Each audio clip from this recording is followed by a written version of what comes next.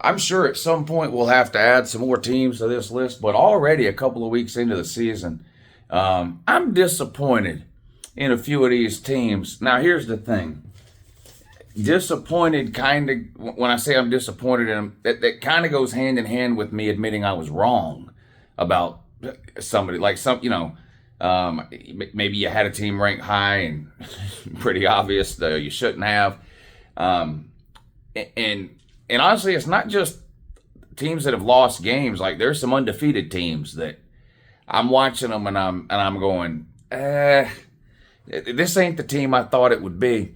And I want to talk about, what do I got? 1, 2, 3, 4, 5. So I got 6 teams on this list here.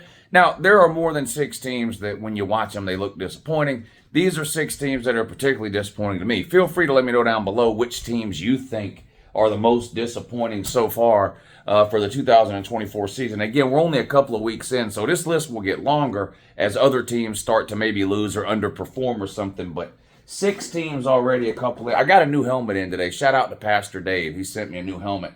And I figured I'd show it off now because it pertains to one of these deadbeats that we're going to talk about today. Yeah, believe it or not, I did not have a Boise State helmet. Well, problem solved. Now I do. Shout out Pastor Dave. We'll get that hung up on the wall shortly. So let's start with Oregon. I don't know if I would classify Oregon as the most disappointing team so far to me, but they're the highest ranked team, at least preseason, that has underperformed, I think, massively. I mean, they're 2-0, so this has nothing to do with losses. All of Oregon's goals are still in front of them, yada, yada, yada. But if you watched either of their first 2 games, and if you watched both of them, then you know this isn't a fluke. There are some issues at Oregon. They're having a hard time running the ball. The lines of scrimmage aren't great.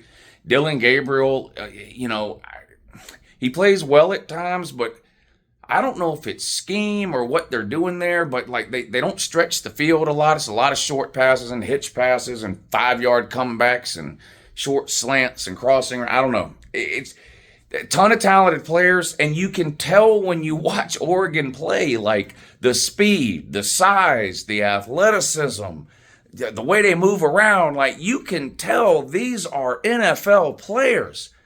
But for whatever reason, it's just not coming together. Penalties, they've been very undisciplined. You know, one of the head-scratching things about Oregon, if you're a box score nerd, is yards up and down the field. And then you're like the Idaho game, like they only scored, 24 or something like that? 500-something yards of off. It's penalties.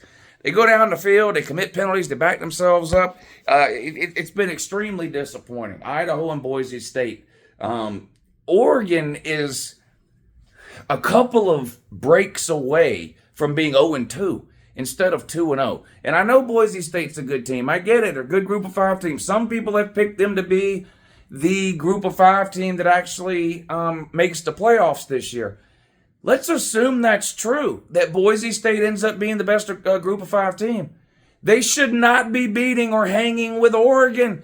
The whole conversation around the playoffs the last year leading up to this, as it pertains to the group of 5, has been what? They don't deserve to be in. They can't hang with the big boys.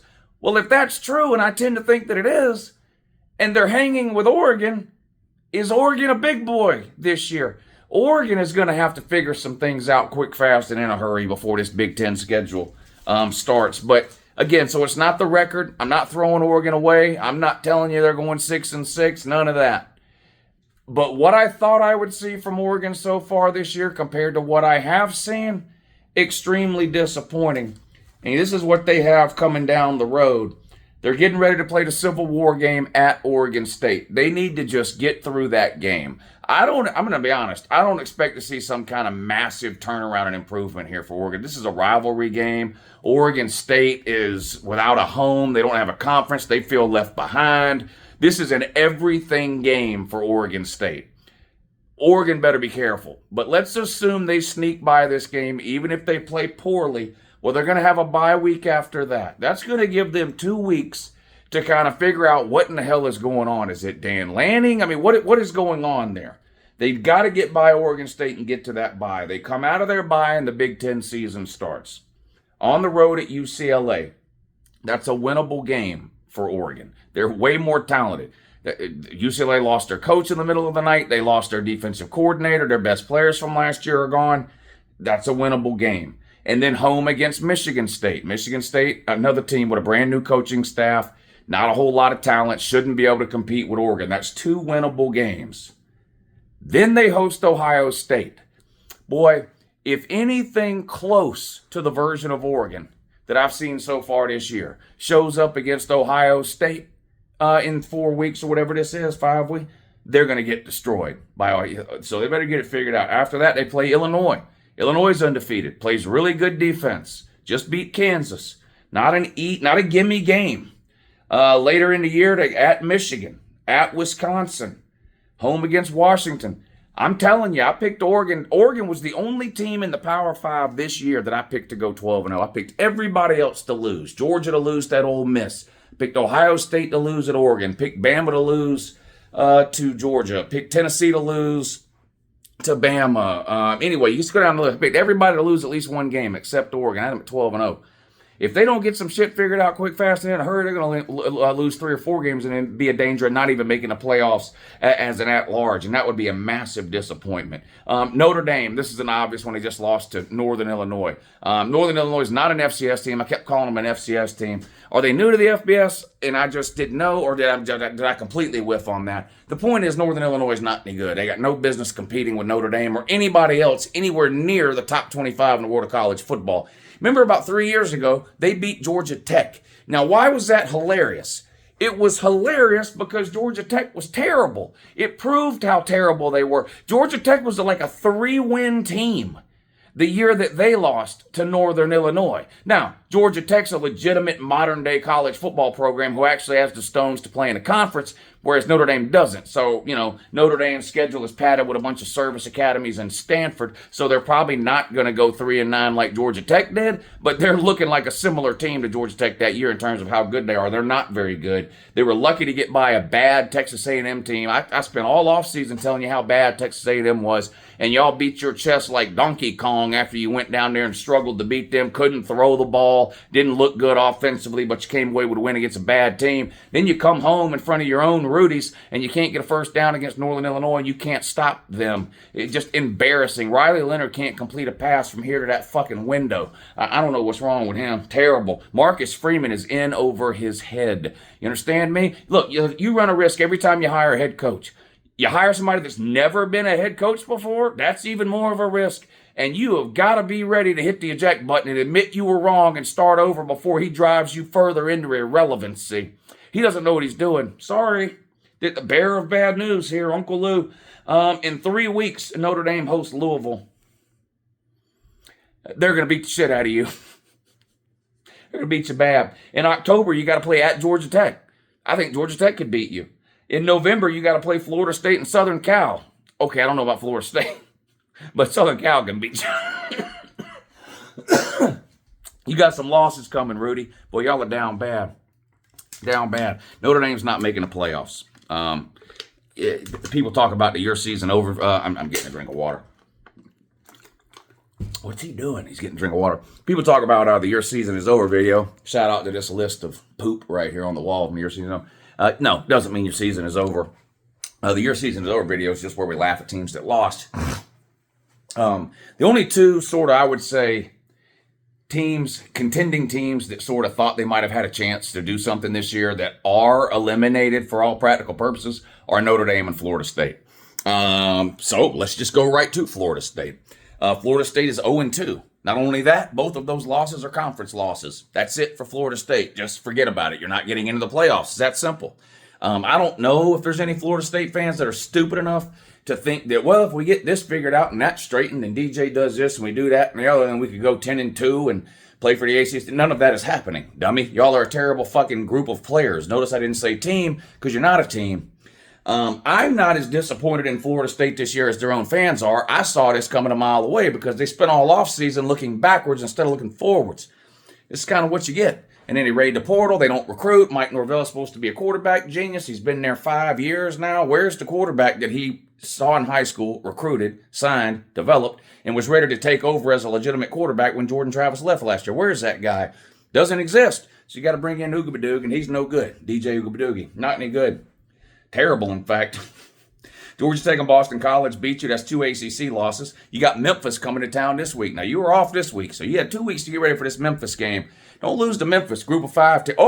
Some people picking Memphis. But it doesn't matter what people are picking Memphis. They're a group of 5 team. You're Florida State. And on top of that, Mike Norvell quit there to come to you. If they come in there and whip you, holy shit, just burn the program down. Don't know what else to tell you. Cal at SMU. Those are 50-50 games for Florida State at this point. Let's be real. You host Cal, you play at SMU. Those are 50-50 games. Clemson will beat you. At Duke, winnable for Florida State. At Miami, they're going to dog walk you. They're going to dog walk you. What? Say something. Say something! UNC, that's winnable. At Notre Dame, shit, 50-50. Florida, 50-50. Sorry, yeah, Florida's bad. Yeah, look, the only thing Florida State has to look forward to this year is the battle of the bullshit at the end of the year. Florida State versus Florida. That's it. Maybe bragging rights. This is like 2 midgets fighting over who's the tallest. Florida and Florida State. This is unbelievable. Those teams are so damn bad. Disappointing, Florida State. Oklahoma State, disappointing. 2-0. Beat Arkansas in overtime. Beat South Dakota State the week before. Have you watched them play? The quarterback's no good. Ollie Gordon's all they got, and they're running him into the ground. He's going to average 25, 30 touches a week. It's insanity. Their defense still doesn't exist. That was the question, right?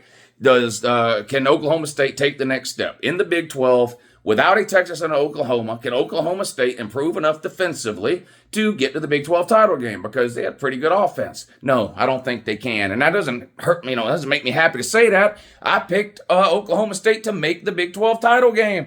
The team I've seen play, even though they're 2-0 and haven't even got into Big 12 play, is not winning and probably not even making the Big 12 title game. Utah is so much better than them, it's hard to understand. Let's take a look at their schedule. What do they got coming up? Well, they beat Arkansas and they play Tulsa this week. They beat South Dakota State a couple of weeks ago. Then they beat Arkansas at Tulsa. I guess you'll win that. But then you play Utah. They're going to beat you bad. You got to play at Kansas State, West Virginia. Those are all teams that can beat you.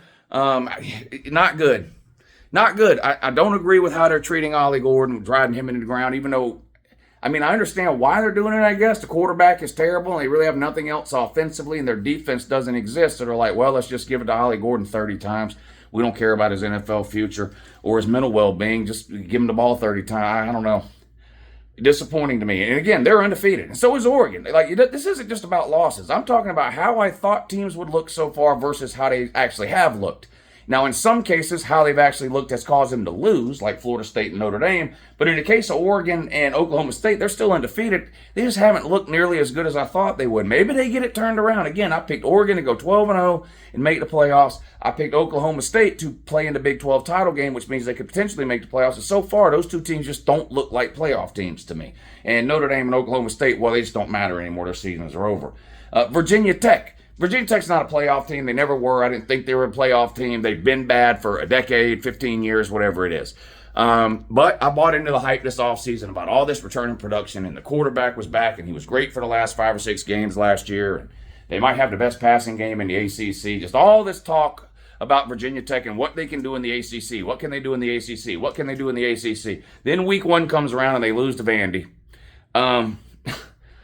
Does that mean that Vandy's maybe a little bit better than people thought? Okay, but they thought they were a 2-win team. So what? Now they're a 4-win team? Vandy's not good. That was bad. All that hype, and you had it set up perfectly for you. A great start to the season you had lined up, and instead of that, you lost to Vandy in week 1. You've got a game against Miami coming up on a Friday night. It's like 3 weeks from now, I believe, September 27th. It's on a Friday night. My dumb ass picked you to win that game in the preseason. Nothing I've seen so far this year tells me you're pulling that off. Have you seen Miami play? Holy shit. Friday, Tuesday, don't matter. Hard to imagine the Virginia Tech team I saw lose to Vandy's going down to Miami and beating Cam Ward and the Canes, but good luck, I guess. I don't know what else to tell you.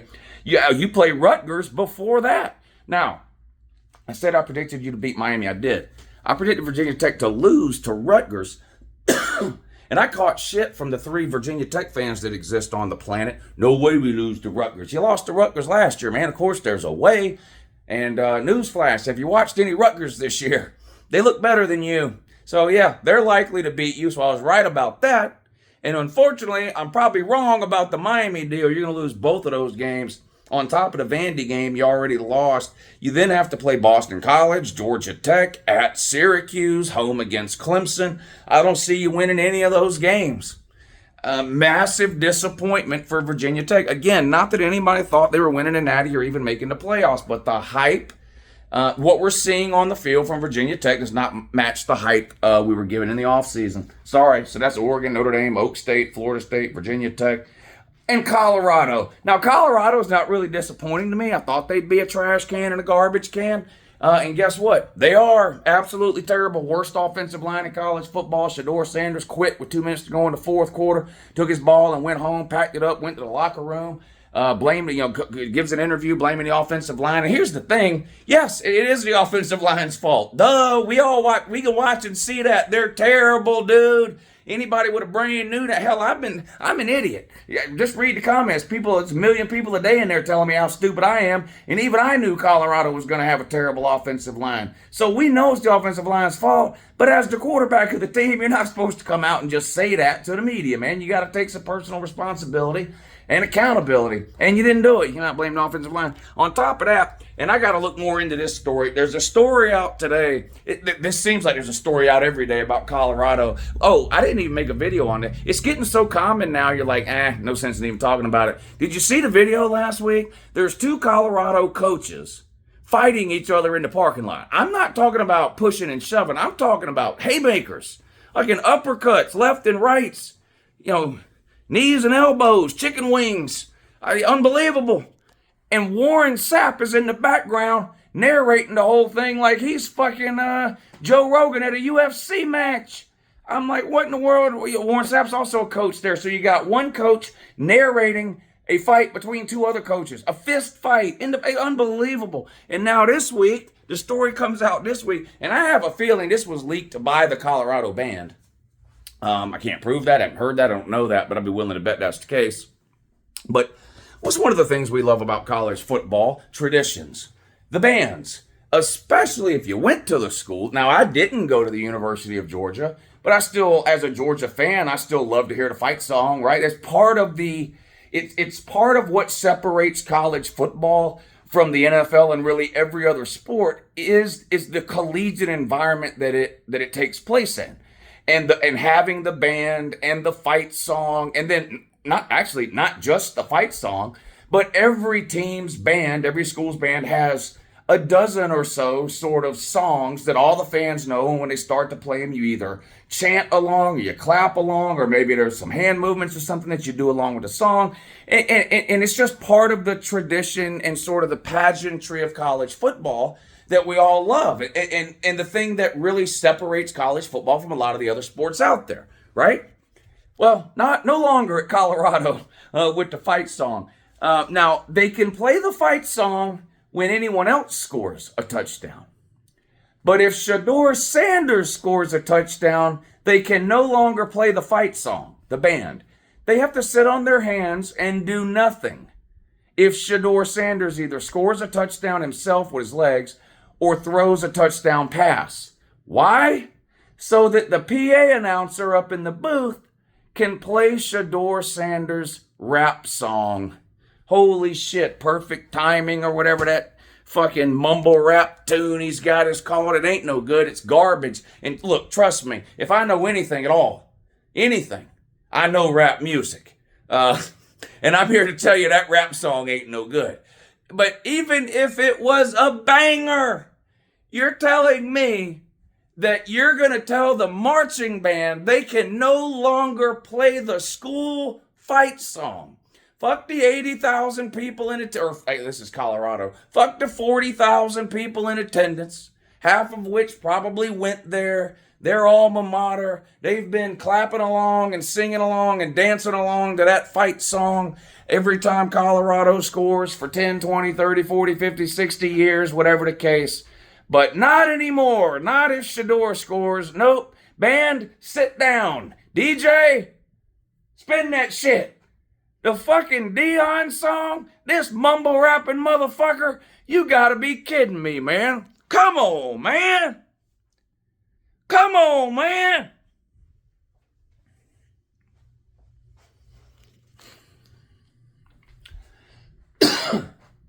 I'm serious. I know my rap music. Please believe. Please believe. I recently turned down a sponsorship from Jet and Ebony Magazine.